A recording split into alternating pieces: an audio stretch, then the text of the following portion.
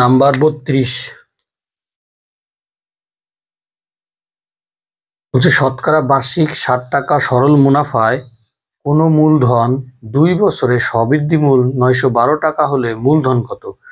সবৃদ্ধি মূল বলতে আমরা বুঝি হলো আসল প্লাস মুনাফা একত্রে। হ্যাঁ, শতকরা বার্ষিক 60 টাকা সরল মুনাফা, তাহলে এখানে দেখি মুনাফার হার কত লিখলাম, যে এখানে মুনাফার হার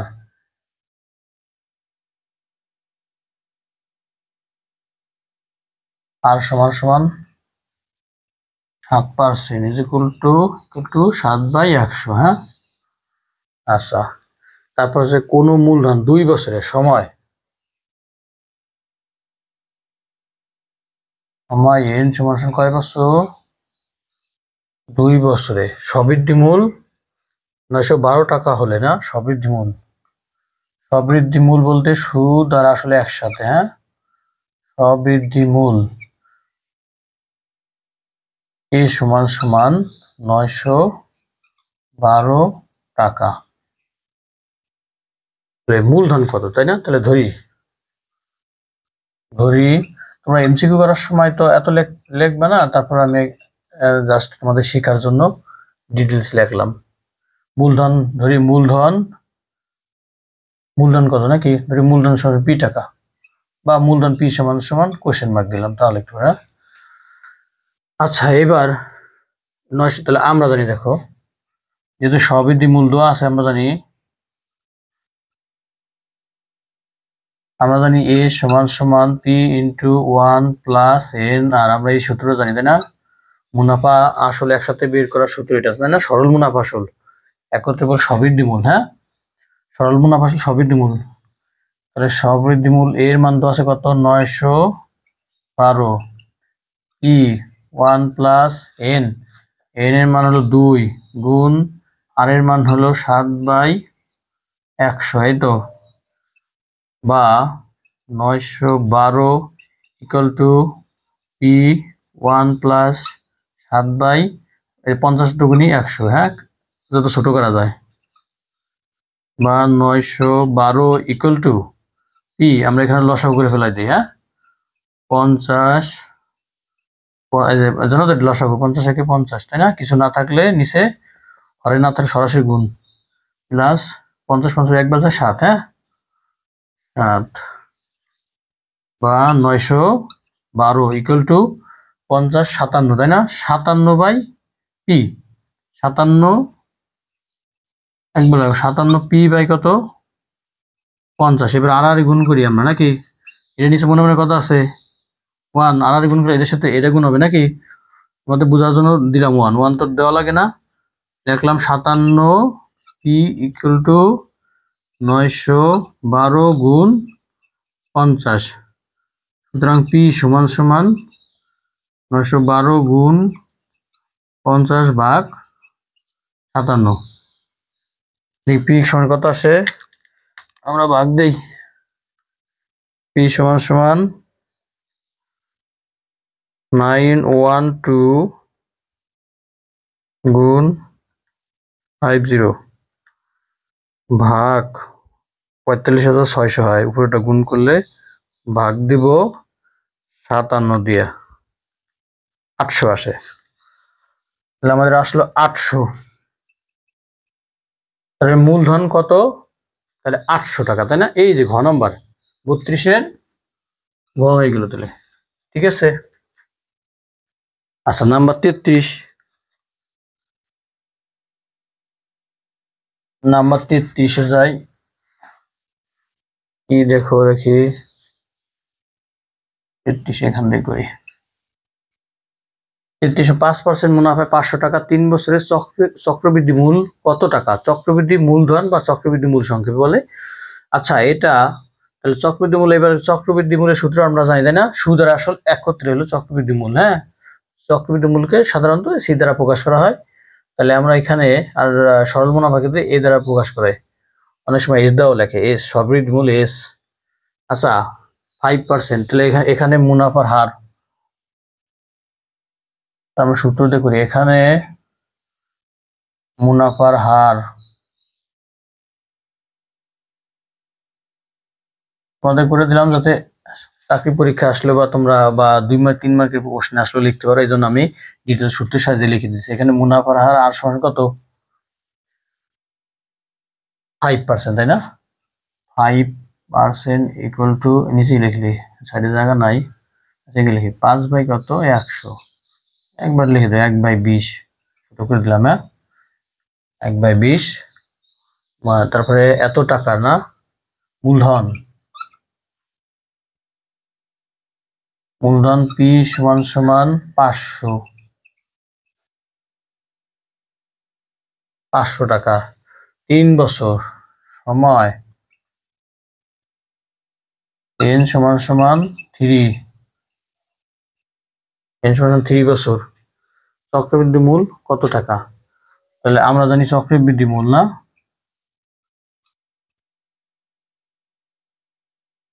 আমরা জানি চক্রবৃদ্ধি মূল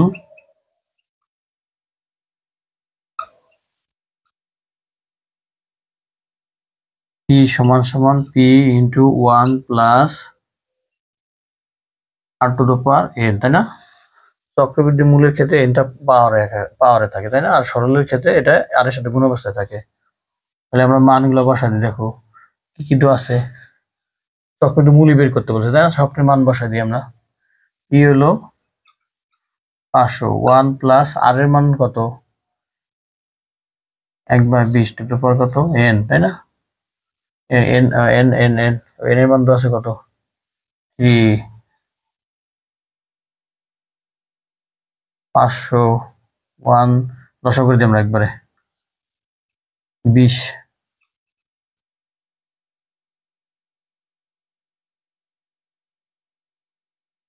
500, আচ্ছা 21 না, 21 20 দিয়ে ভাগ দিই আমরা একবারে, 21 20 দিয়ে ভাগ দিয়ে দেখো তো,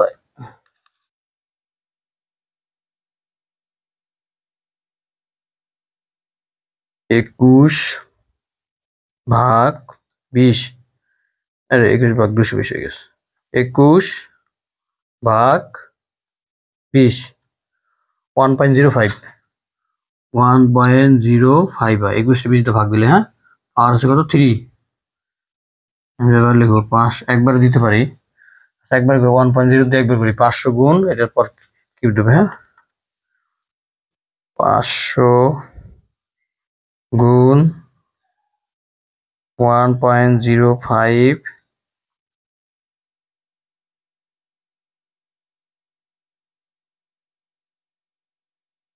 578.8125, 578.8125,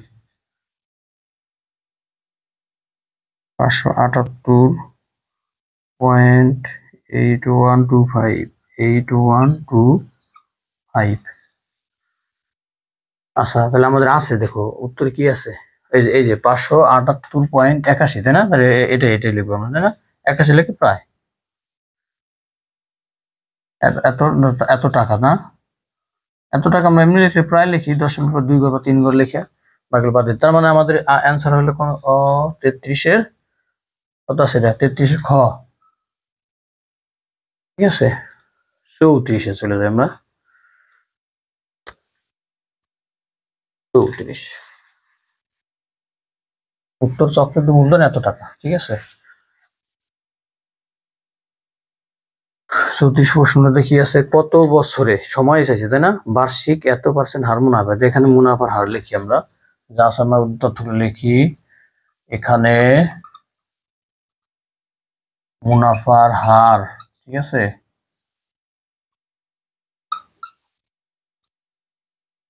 মুনাফার হার আর ইকুয়াল টু কত আছে,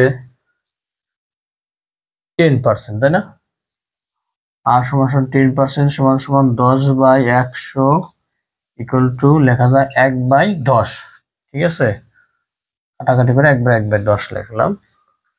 আর কি আছে, এক্স টাকার, তাই না? চক্রবৃদ্ধি মূল এত টাকা হবে, তাহলে এক্স টাকার, তাহলে আচ্ছা মূলধন, মূলধন পি সমান সমান কত, এক্স টাকা। হ্যাঁ, মূলধন পি সমান এক্স টাকার চক্রবৃদ্ধি মূলধন এত টাকা হবে, তাই না? এবার চক্রবৃদ্ধি মূলধন, তাহলে যা যা দেওয়া আছে আমরা এগুলো লিখলাম, ঠিক আছে। এবং চক্রবৃদ্ধি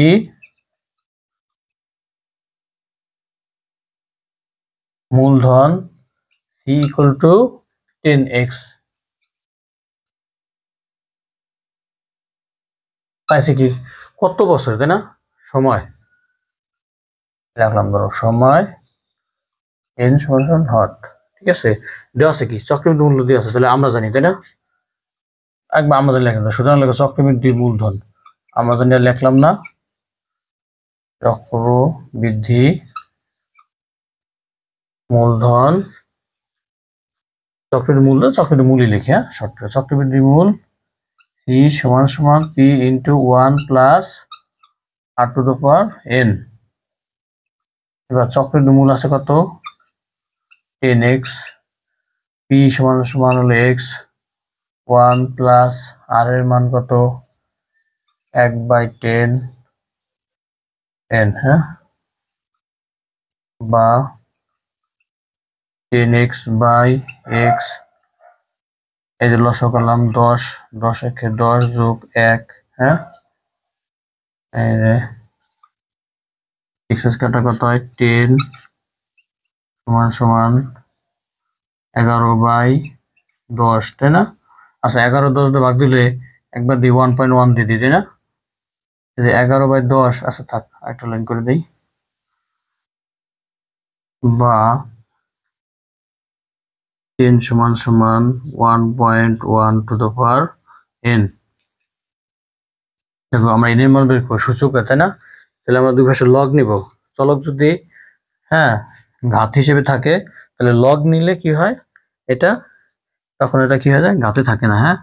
দেখো লগ নিলাম, লগ এর 10 ভিত্তিক লগ, লগ 10 সমান লগ 1.1 পাওয়ার এন, লগ 10 এর মান 1, হ্যাঁ, ক্যালকুলেট লগ 10 লেখা দেখবো 1 হবে, আর এটা পাওয়ার থাকলে কি হয় এটা আগে চলে আসে, হ্যাঁ পাওয়ারটা, তাহলে এন লগ 1.1,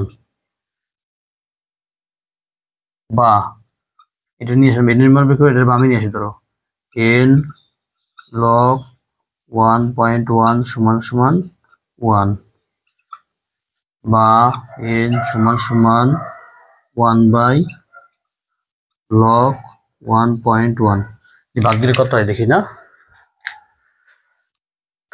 ভাগ দিয়ে দেখি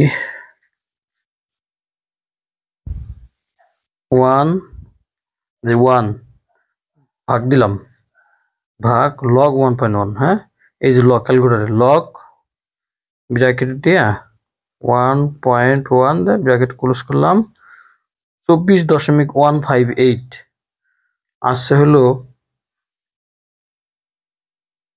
24.158 আসছে, হ্যাঁ 15 ধরো 885 এরকম আছে, হ্যাঁ ধরো লিখে 24.16 লিখে দিলাম, ঠিক আছে, দুই বার নিয়ে প্রায় লিখে দিলাম, এখানে তো আরো ছিল, দুই বার নিয়ে প্রায় লিখে দিলাম, হ্যাঁ।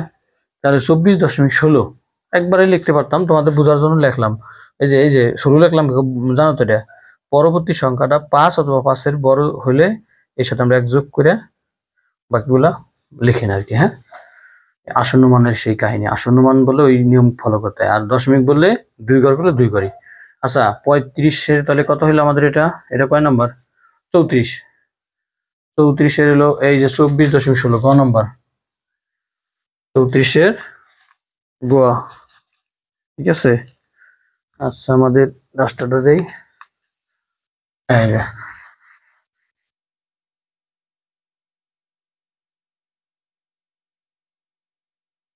34 গেল, আমাদের এখন 35, না 35 তো সিম্পল অঙ্ক, তোমাদের ওই যে সরল মুনাফা আই সমান পি এন আর শর্টকাট লিখলাম না, এখানে আর চলকের পরিচয় দিলাম না, ঠিক আছে। কি বার্ষিক মুনাফা 5% হার মুনাফা, এখানে আর সমান মুনাফার হার আর ইকুয়াল টু 5%, হ্যাঁ 5% is equal to 5/100 equal to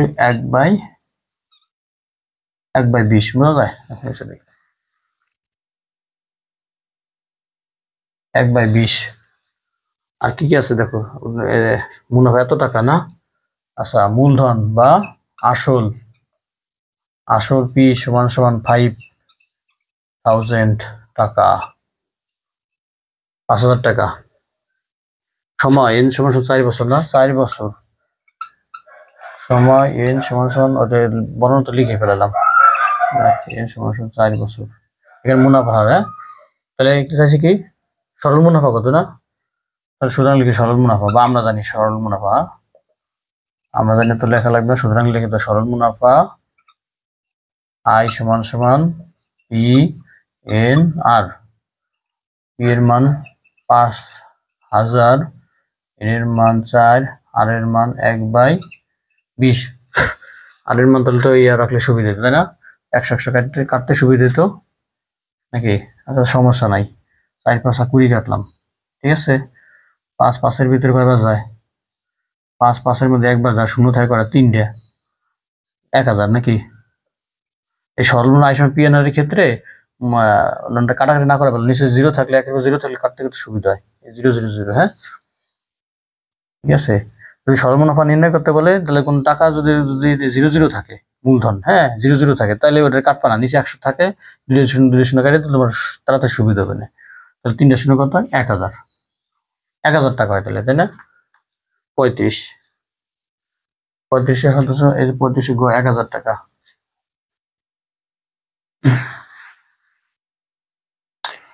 number 36, একটি বইয়ের মূল্য 30 টাকা, যা বইটি তৈরির ব্যয়ের 60%। বইটির প্রকৃত মূল্য কত? তাহলে 60% ইকুয়াল টু হলো 30 টাকা হয়, তাই না? তাহলে 100% কত আমরা বের করি? দেখো 20, তাহলে আমার 20% ইকুয়াল টু 10 টাকা হয়, তাই না?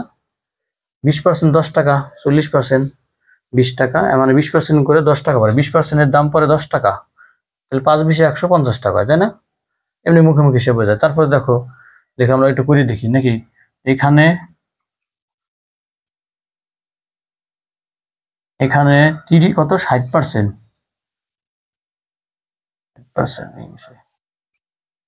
60% ইকুয়াল টু হলো কত? 60% সমান সমান হলো 30 টাকা, না ফটকা লাগলাম, 60% সমান 30, সুতরাং 1% সমান সমান কত? কম, 30/60, সুতরাং 100% ইকুয়াল টু কত হয়? বেশি, 30 গুণ 100/60। আচ্ছা লিখতে যদি লিখতে পারো, এত পার্সেন্ট এগুলো এত টাকা, এত টাকা, এত টাকা, 2 50 দুগুণি 100, এটা কিন্তু 2 লিখছি, হ্যাঁ আচ্ছা এটা 2, তাহলে সমান কত হয়? 50, 50 টাকা 36-এর ক, ঠিক আছে। নাম্বার 37, 37 নম্বরে, একটি নৌকা দাঁড় বেয়ে স্রোতের অনুকূলে ঘন্টায় 15 কিলোমিটার যায়। স্রোতের অনুকূলে মানে কি? এরকম এই যে স্রোত যাচ্ছে, ঠিক আছে, এই যে স্রোত, এই নদী, হ্যাঁ স্রোতের দিকে যাচ্ছে, স্রোত যাচ্ছে। এখন স্রোতের অনুকূল মানে স্রোত যেদিক যাচ্ছে মনে করলাম, তাহলে আমাদের কি হবে? নৌকাটাও সেদিকে যাচ্ছে, ঠিক আছে। স্রোত যেদিকে যাচ্ছে নৌকাও সেদিকে যাচ্ছে, এটা কয় অনুকূল, একদিকে যাচ্ছে, হ্যাঁ। আর প্রতিকূল মানে কি? স্রোত যেদিকে যাচ্ছে তার বিপরীতে নৌকা যাচ্ছে, স্রোত যেদিকে যায় নৌকা দিক থেকে এদিকে যাচ্ছে, ঠিক আছে। এখন আমরা এখন চাচ্ছি যে স্রোতের অনুকূলে 1 ঘন্টা 15 কিলোমিটার যায়, এবং প্রতিকূলে 5 ঘন্টায় 25 কিলোমিটার যায়। আমাদের ঘন্টায় আনতে হবে, 5 ঘন্টায় যায় 25 কিলোমিটার, 1 ঘন্টায় যায় 5 কিলোমিটার, তাই না? স্রোতের বেগ ঘন্টায় কত কিলোমিটার? আচ্ছা তাহলে ধরি সবসময় নৌকার বেগ বেশি থাকে, এটা জানতো। নৌকার বেগ যদি বেশি না থাকে তাহলে স্রোতের বিপরীতে সে যাইতেই পারবে না।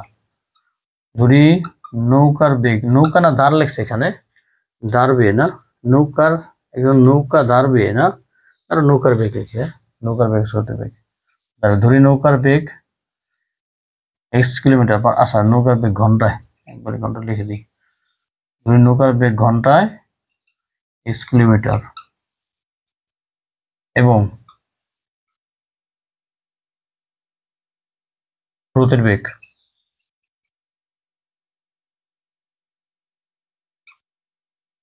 বেগ ঘন্টায় ওয়াই কিলোমিটার। ঠিক আছে, প্রশ্ন মধ্যে দেখো,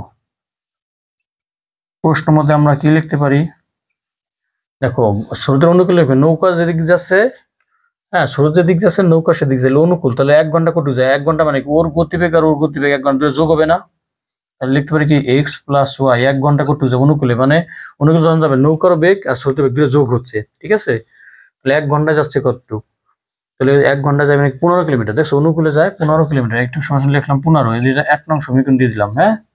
আবার এবং প্রতিকূলে মানে কি নৌকার বেগ সেখান থেকে স্রোতের বেগ মাইনাস করে যতটুকু থাকে সে 1 ঘন্টা ততটুকু যাবে, ধরো একটা স্রোতের নৌকার বেগ হলো 7 কিলোমিটার স্থির পানিতে, হ্যাঁ, আর স্রোতের বেগ হলো 5 কিলোমিটার, যখন স্রোতের প্রতিকূলে সে আসবে তাহলে 5 কে অবগ্রাম 5 বাদ দিয়ে দিতে হবে, যে 7 থেকে 5 বাদ দিলে কত থাকে 2, তাই ঘন্টায় সে 2 কিলোমিটার আসবে স্রোতের প্রতিকূলে, এটাও তাই দেখছো, তার মানে ওর বেগ থেকে আমি নৌকার বেগ থেকে আমি স্রোতের বেগ বাদ দিয়ে দেবো, ঠিক আছে, তাহলে তো ও 1 ঘন্টা প্রতিকূলে কতটুকু আসে পেয়ে যাবো, এখানে বলছে 5 ঘন্টা যায় কিন্তু 25 কিলোমিটার, আমরা ঘন্টায়, এটা কিন্তু ঘন্টায়, 1 ঘন্টায় বেগ আর 1 ঘন্টায় বেগ, কিন্তু 1 ঘন্টা তাহলে কত 25, আমি 5 দিয়ে একবার এই জায়গায় ভাগ দিয়ে সমান সমান 5 লিখে দিলাম, হ্যাঁ, এটাই দিলাম, একবার দিলাম 2, মানে আরেক লাইন লিখি থাক, x সমান সমান y সমান 5, এর আরেক লাইন এটা দিই, এই যে 2 নম্বর। এখন আমার চাইছে কি, হুম, চাইছে হলো স্রোতের বেগ কত, স্রোতের বেগ হলো কি y এর মান বের করবে, তাই না, y এর মান, তাহলে এক কাজ করি y বের করি, y বের করবো, তাহলে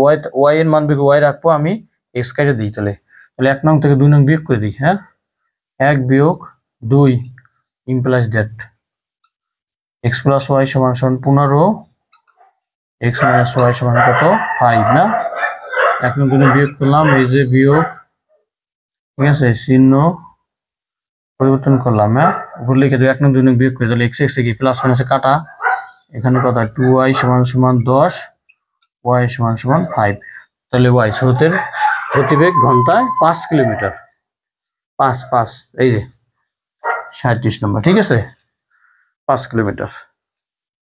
আচ্ছা, পরে আমরা দেখি 38 নম্বর অঙ্কটা,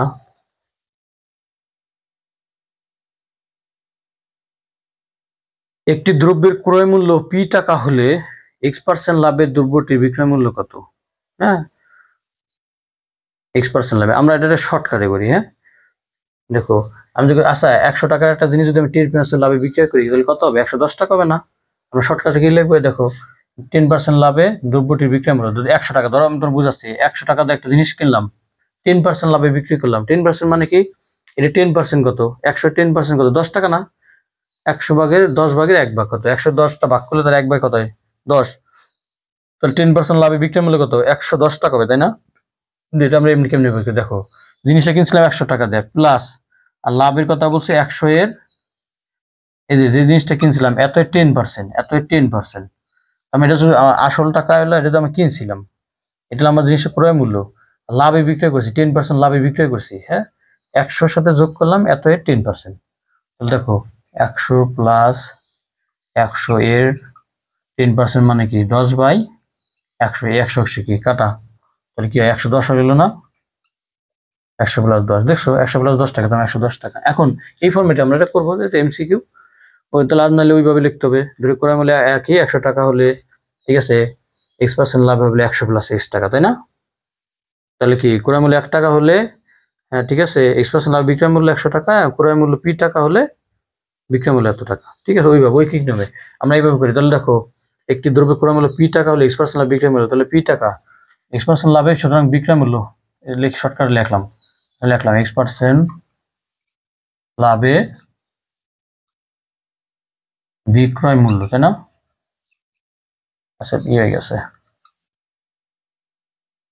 x% লাভে বিক্রয় মূল্য সমান সমান, আচ্ছা নিচে দিই জায়গা হবে না, p প্লাস, তাই না, এই যে আসল টাকা ছিল কত p, p প্লাস p এর কত পার্সেন্ট,